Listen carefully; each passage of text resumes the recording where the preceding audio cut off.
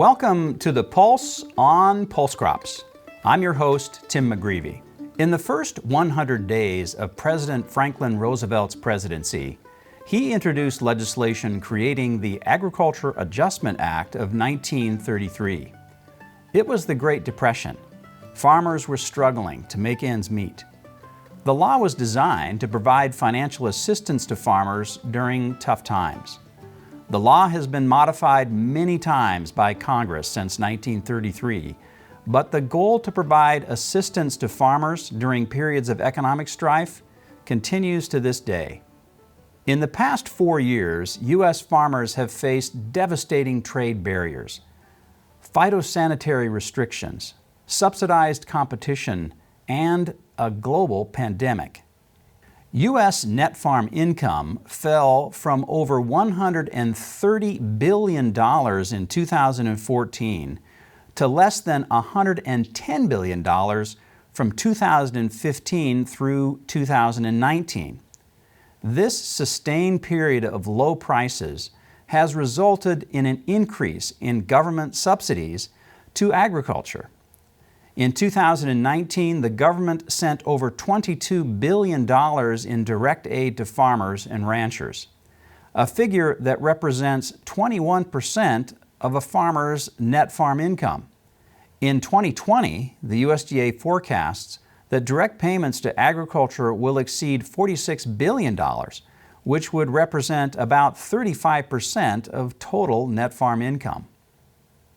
In the year 2000, the board members of the USA Dry Pea and Lentil Council passed a resolution to introduce legislation to provide a safety net to producers of dry peas, lentils, and chickpeas.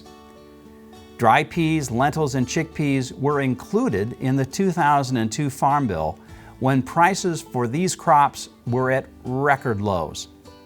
Pulse growers have received a little over $250 million in direct assistance from the U.S. government since 2002. In 2019, dry pea, lentil, and chickpea producers received an estimated $16.4 million in MFP payments and a little over $22 million in the ARC-PLC payments. When the coronavirus hit in 2020, we went to work to be included in the Coronavirus Food Assistance Program, or CFAP. We were not successful in the first round of CFAP payments, but all Pulse crops were included in the second round of CFAP payments, which totaled nearly $40 million to dry pea, lentil, and chickpea producers. Prior to the end of 2020, Congress passed an additional stimulus package that authorized another round of CFAP payments and expanded the Disaster WIP Plus program to include quality loss assistance for producers who suffered quality losses in their 2018 and 2019 crops. We have also been told that the new Biden administration will roll out the CFAP 3 payments sometime in the first quarter of 2021. And they look to be the same as the CFAP 2 program. In 2018, Congress passed a 5-year farm bill. Farmers were required to sign up for the 2019 and 2020 program years. The legislation allows farmers to change their ARC and PLC election in each of the remaining years of the program. A number of growers have asked if they should change their ARC-PLC election in 2021. 2 years ago, I recommended that pulse crop growers choose the price loss coverage program for every pulse crop. Well, you must have been listening because over 92% of the dry pea, lentil, and chickpea acreage signed up for the price loss coverage option, or PLC, and it turned out to be a good decision. Low prices in 2019 resulted in a substantial PLC payment over the ARC payments for all pulse crops. In January, the USDA projected the marketing year average price for 2021. If the forecast holds, it will result in payments of close to 2 cents per pound for dry peas and over 5 cents per pound for lentils and chickpeas. In mid-January 2021, corn, soybeans, and wheat were seeing strong market gains. Let's hope that pulse crops follow the big commodities up in the next few months. Growers are asking if strong prices mean they should switch from PLC to ARC-County in 2021. The Price Loss Coverage Program, or PLC payment, is based on the USDA marketing year average price minus the PLC reference price, which is the lesser of 115% of the 2014 reference price or 85% of the 5-year Olympic average price. PLC payments are based on 85% of the crop base in each farm. The Agricultural Risk, or ARC-County payment, is based on the actual county crop revenue minus ARC-County guaranteed revenue. The actual county revenue is derived by multiplying the marketing year average price times the actual county yield based on RMA data now. The ARC-County guarantee revenue is based on the 5-year Olympic average price times the 5-year Olympic average county yield times, and here's the kicker, 86%. In addition, the ARC-County payment limit can go no higher than 10% of the county benchmark guaranteed revenue.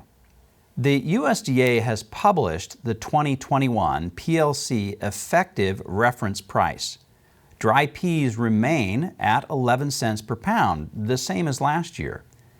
The lentil price dropped 2 cents a pound to $20.43. Large chickpeas dropped a little over 1 cent a pound to $23.69. And small chickpeas remain the same as last year at $20.26 a pound. The USDA has also published the marketing year average benchmark prices for the 2021 ARC-County program. Dry pea, lentil, and large chickpea prices will be lower in 2021, with small chickpea prices remaining the same as last year. The actual marketing year average prices are determined by taking a weighted average monthly price of each program crop over the 12-month marketing year. Every month, USDA updates their projection of what the marketing year average price will be by the end of the program crop year. For both ARC and PLC, the marketing year average price determines the total payment. For the 2021 program year, I analyzed the following crops: wheat, barley, canola, dry peas, lentils, large chickpeas, and small chickpeas. I did this analysis in every state and pretty much came up with similar results in each county that I tested.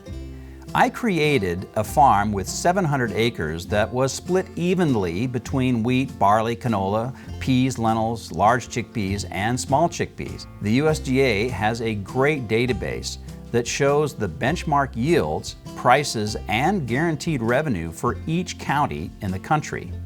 In this example, I used the latest projected marketing year average prices published monthly for each crop and then plugged them into my Super Farm Program Analyzer that will hopefully secure me the Nobel Prize in Farm Program Economics this year.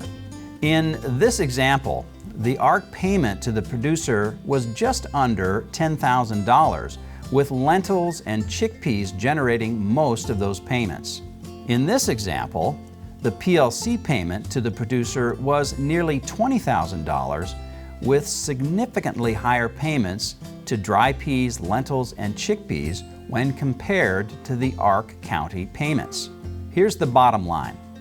I ran this analysis in a number of counties in every state, and the result was basically the same.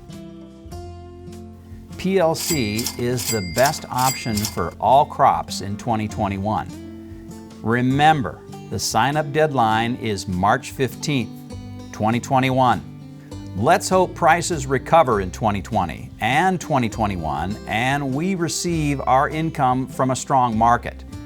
But until that day comes, it is nice to have a little support to help pay the bills.